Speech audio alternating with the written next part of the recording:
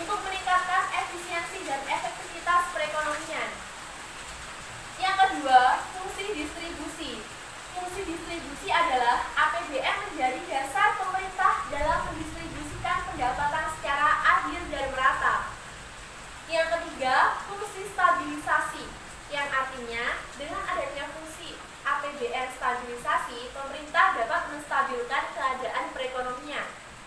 Yang keempat, fungsi otorisasi, yang merupakan belanja anggaran negara yang menjadi dasar untuk melaksanakan pendapatan dan belanja pada tahun yang bersangkutan.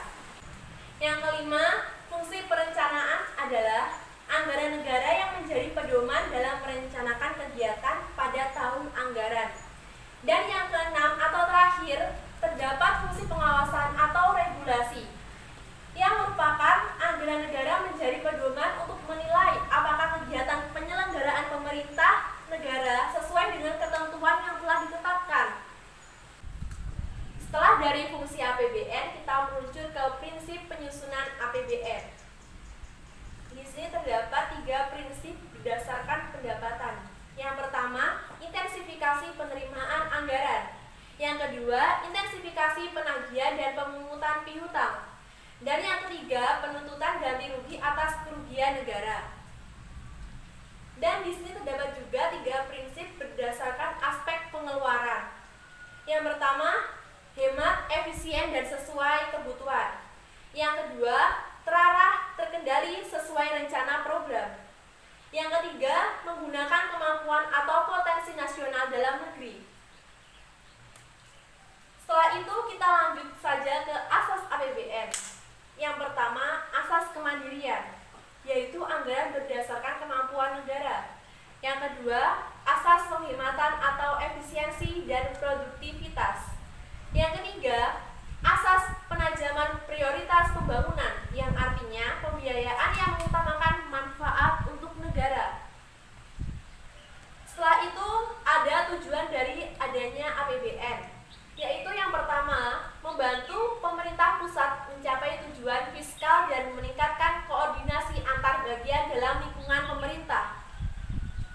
Yang kedua, membantu menciptakan efisiensi dan keadilan dalam menyediakan barang dan jasa publik melalui proses pemprioritasan.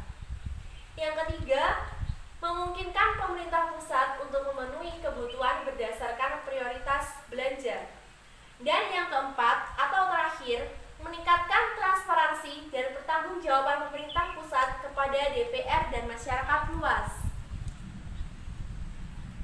Setelah itu, ada sumber pendapatan negara. Yang pertama, pendapatan dalam negeri. Pendapatan dalam negeri artinya penerimaan yang sumbernya berasal dari kemampuan dalam negeri, yang termasuk pendapatan dalam negeri yaitu: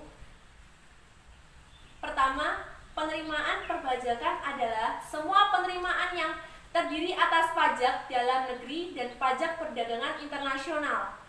Yang kedua, penerimaan negara bukan pajak adalah semua penerimaan yang terdiri dari SDA, laba BUMN, serta penerimaan negara bukan pajak lainnya.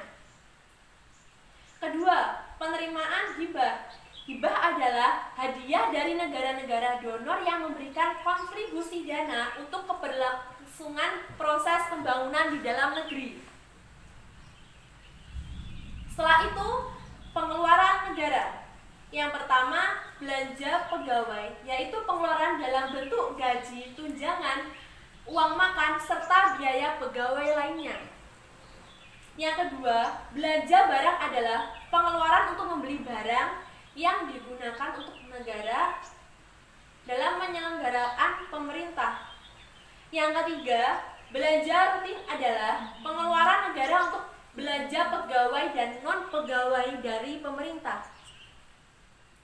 Yang keempat, bunga dan cicilan utang. Pengeluaran pemerintah untuk membayar bunga dan cicilan pokok pinjaman baik dari dalam maupun luar negeri. Yang kelima, subsidi adalah pengeluaran untuk berbagai macam subsidi pemerintah untuk masyarakat, misalnya BBM dan listrik. Dan yang keenam, berbagai pengeluaran yang bersifat non-departemen. Selanjutnya yang terakhir, ada landasan hukum APBN. Yang pertama, Undang-Undang 1945 Pasal 23 Ayat 1 yang berbunyi, anggaran pendapatan dan belanja negara ditetapkan setiap tahun. Yang kedua, Undang-Undang Nomor 17 Tahun 2003 tentang Keuangan Negara. Dan yang ketiga, Undang-Undang Nomor 33 Tahun 2004 tentang Perimbangan Keuangan Pemerintah Pusat dan Daerah. Sekian presentasi dari kelompok 5. Terima kasih.